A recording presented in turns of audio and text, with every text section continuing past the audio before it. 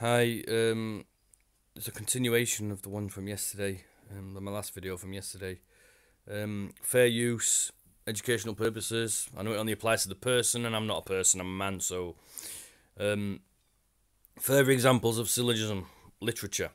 Syllogisms make for colourful literary devices. They explain situations indirectly, affording readers the opportunity to practice reasoning and deduction skills.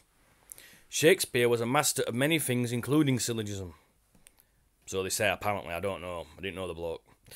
Here's an example of a syllogism fallacy. Sorry, here is an example of a syllogism fallacy. In The Merchant of Venice. I don't know if that's Portia or Portia. Was a woman desired by many men. It was arranged she would marry the man who could correctly guess which three caskets contained her portrait. One casket was inscribed with, "Who chooseth me shall gain what many men desire." One man concluded that since many men desired Portia, or Portia, her portrait must be in that casket. He was wrong. His assumption falls under the category of syllogistic fallacy. One cannot deduce that since this casket contains what men desire, it's automatically the portrait. Men also desire fortune and power because of the cult of society. It's all delusional ideas. Yeah, because we don't know where we are. If we knew where we were, then we wouldn't need all these delusional ideas of fortune and power. You don't need fortune and power. It's bullshit. For example, there wasn't enough evidence to leap from premise to conclusion here. Philosophy. Socrates set up one of the most famous and easily understood examples of syllogism in philosophy. It clearly followed the rule of three components. All men are mortal. Socrates is a man, therefore I am mortal. We could say, all men are mortal, I am mortal, therefore... No, sorry. All men are mortal, I am a man, therefore I am mortal. Yeah? This draws a clear picture of how one statement, when known to be universally true, should point perfectly to another clear claim, thus drawing an accurate conclusion. Modern culture. Keep syllogisms in mind when viewing advertisements. Many bleeps are made in advertising, skipping either a major or minor premise. Women love men who drive Lincoln MKZs. Get ready for an enthymeme or syllogism fallacy. A blanket statement such as this skips one of the two required premises.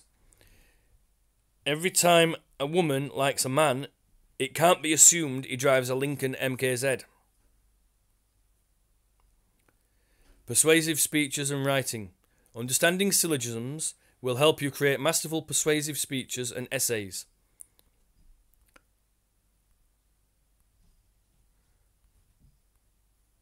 Syllogisms also allow you to test your theories according to syllogistic fallacies. When examining your main argument or point for discussion, be sure you haven't made any presumptions that your audience might disagree with. Maybe some women won't like MKZs. Perhaps they prefer a good old-fashioned Mustang. Just keep your eyes and ears open while you allow syllogisms to drive your point home with clarity and truth. That's it for this one. If A is part of C, then B is part of C. See? But that's wrong. Because look, you can see A is part of C. But B's, if A is part of C, then B is part of C. Well, yeah, because A is part of C, and then B is part of C.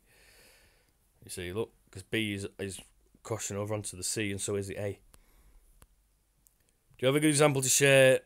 I drew examples here, and there's just a comment. Why must there only three? Rule one.